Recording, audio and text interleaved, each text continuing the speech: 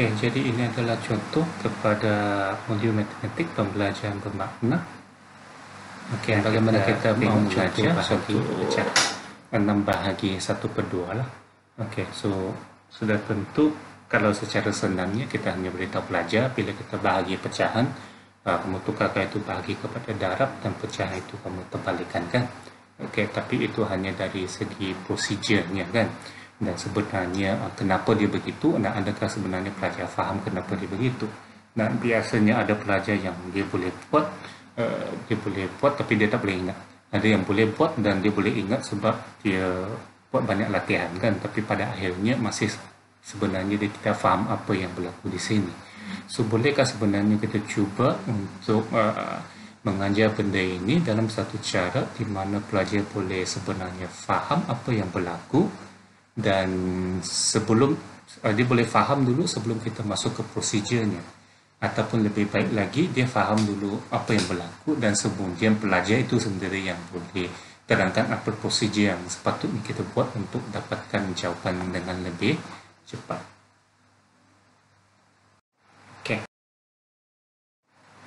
Okey, so yang di sini soalan utamanya itu ditanya sudah tentu yang bahagilah kan, apa termasuk bahagi dengan anggapan pelajar sudah faham apa itu setengah lah kan. Okey, so kita kena tengok balik bahagi, sudah tentu kita ambil contoh yang lebih senang dululah. So 6 bahagi 2 sama dengan 3.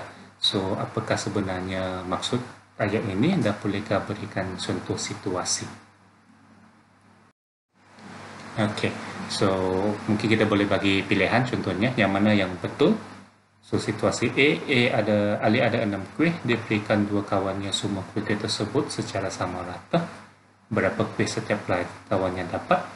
Ataupun B, Ali ada 6 kuih, dia berikan 2 kuih kepada setiap kawannya, berapa kawannya yang dapat kuih tersebut? Okey, so mungkin ada pelajar akan jawab A, mungkin ada jawab B lah kan. Bergantung kepada bagaimana dia faham bahagi. Okay, tapi sebenarnya kedua-duanya adalah tepat lah kan. Okey. So, selain pada ayat, mungkin kita guna gambar aja lah. Okey, so mungkin kita boleh sediakan sudah gambar aja 6 kuih lah untuk lebih senang kan. So, daripada yang pertama, so 6 kuih kita bagi 2, so paling senang kita potong di sini lah kan. Bagi kepada 2 kumpulan, so setiap kumpulan ada 3 kuih lah. So, jawapannya 3. Okey, ataupun yang situasi kedua, dia ada 6 kuih. Dia bagi 2 kuih kepada setiap kawannya. So, 2 kuih ini kawan pertama, 2 kuih ini kawan kedua, ini kawan ketiga. So ada berapa kawan? 1, 2, 3 lah. Jawapannya 3 lah kan. Okey, atau secara amnya kita pun galakkan pelajar guna perkataan secara amnya kan. So yang di sini bila 6 bila bahagi kepada 2 kumpulan sama rata, setiap kumpulan ada 3. Manakala 6 kita bahagikan kepada beberapa kumpulan, setiap kumpulannya ada 2, kita akan dapat 3 kumpulan lah. Okey, kita galakkan pelajar dapat ceritakan dengan perkataan mereka tersendiri. Okey, contoh tadi lah bila-bila. Kalau pendekkan mungkin yang kedua mungkin boleh begini. Kan dalam 6 ada 3 kumpulan 2. Itu ayat pendek lah, tapi tak begitu penting lah. Yang penting pelajar faham. Okey, so bila 6 bahagi 1/2, so kita tanya pelajar lah cara mana yang sesuai untuk tafsirkan pernyataan ini. Kalau yang bahagi kepada beberapa kumpulan sama rata, so 6 bahagi setengah akan bermaksud 6 bahagi setengah kepada setengah kumpulan sama rata. So kita tafsir itu kan. So terpaksalah cara kedua. So di mana bila 6 bahagi 2 bagi pada beberapa kumpulan di mana setiap kumpulannya 2. So 6 bagi setengah, 6 bagi kepada beberapa kumpulan, setiap kumpulannya setengah. Masih sedikit susah untuk dibayangkan. So apa kata kita guna pada contoh, atau kita suruh pelajar guna pada contoh lah. Ini kita jangan tunjukkan ini dulu. So 6 bagi 2 bagi setiap kawannya 2 kan. So 6 bagi setengah, apakah maksudnya? So ada 6 kuih, bagi setengah kuih kepada setiap kawannya, berapa kawan yang dapat kuih tersebut lah kan. So itu situasinya kan. Okey, dan rasanya kalau dengan menggunakan situasi ini, saya rasa mungkin bukan semua lah, tapi saya rasa lebih ramai pelajar boleh jawab bahawa jawapannya adalah 12. Okey, dan mereka jawab dan mereka faham sebenarnya kenapa dia boleh 12. Okey, iaitu dengan melukis. Okey, nak bagi setengah macam mana lah. Okey, semua kena potong lah kan. Potong ini bagi setengah, ini setengah lah. Okey, paling bagus kalau setiap pelajar memang ada 6 kuih lah kan, boleh dia buat demo teruskan, atau tiada kita guna guna kertas pun boleh kan, kita lukis. So kita potong di sini 1,5, 1 orang, 2 orang lah, 3 orang, 4 orang, 5, 6 orang, itulah. So akhirnya 12 lah kan. Saya label di sini 1, 2, 1, 2 lah, dengan harapan supaya pelajar nampak setiap kuih ini boleh dibahagi kepada 2 orang kan. So akhirnya jawapannya 6 bahagi setengah sama dengan 12 lah. So kalau kelas yang ataupun pelajar okey sikit, sebenarnya dari situ kita boleh sudah prove dia sehingga dia boleh nampak 6 bagi setengah dia dari 12 sebenarnya sama dengan darab 2 lah. Dan kenapa darab 2? Sebab setiap satu ini dia ada 2 setengah kan. Okey. Tapi kalau untuk seluruh kelas atau pelajar yang lambat sikit, kita tinggalkan yang ini di sini sajalah, 6 bagi setengah sama dengan 12. So cukup untuk pemahaman. Dan selepas ini kita mau pergi ke procedure lah, kita link kepada procedure. Okey. So kita bagi beberapa contoh lagi lah, bagi setengah, bagi setengah, bagi setengah. So suruh pelajar buat ataupun lukis, dan akhirnya kita tanyalah apakah pattern kamu nampak kan. So mungkin pelajar akan nampak 3 jadi 6, 10 jadi 20, 1 jadi 2.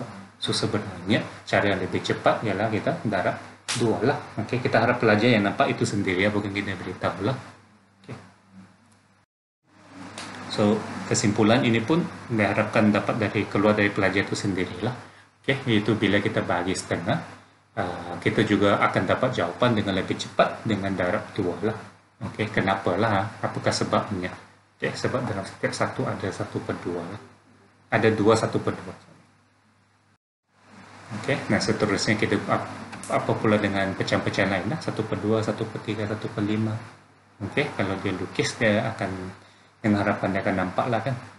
So 1 bagi 1/3 dan 1 ada 3 1/3, 1 bagi 1/5 ada 5 1/5. Oleh itu apa-apa nombor bila bagi 1/5 dia akan darab dengan 5 lah, ataupun di sini kita boleh lebihkan beberapa contoh lah supaya akhirnya pelajar boleh buat kesimpulan lah. Bila kita bagi satu pecahan di mana pecahannya itu ialah 1/n ataupun 1/nombor, okey, juga bersamaan dengan darab nombor tersebut lah. Okey, yang ini adalah kerana apalah. Yang ini kalau pelajar tak boleh secara am, dia guna satu contoh pun cukup lah. Kan? Kalau kita bagi 1/3, dia akan jadi darab 3. Kenapa?